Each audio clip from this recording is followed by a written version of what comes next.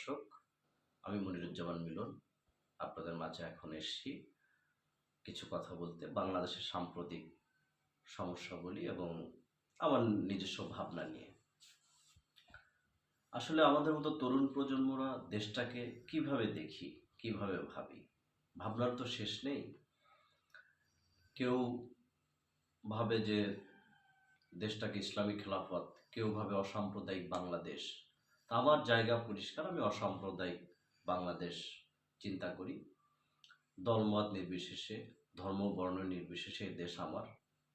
এদেশে খ্রিস্টানরা বসবাস করবে, আমাদের ইসলাম ধর্মের মানুষজন বসবাস করবে, হিন্দু ধর্ম, সবাই কাঁধে কাঁধ মিলে দেশটাকে গড়বো। আমি এরকম স্বপ্ন দেখি, যেটাকে বলে অসাম্প্রদায়িক বাংলাদেশ।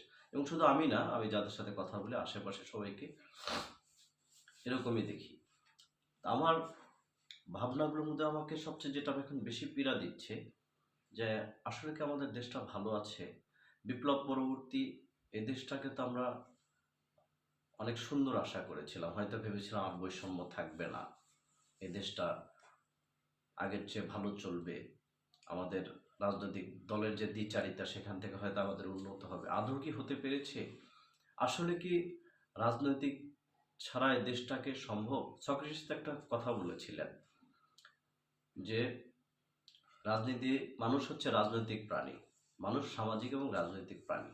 তো মানুষের জন্মলগ্ন থেকে যে রাজনীতি, আমাদের দেশটাকে কি আসলে রাজনীতির বাইরে বা প্রত্যেকটা মানুষকে রাজনীতির বাইরে কি চিন্তা করা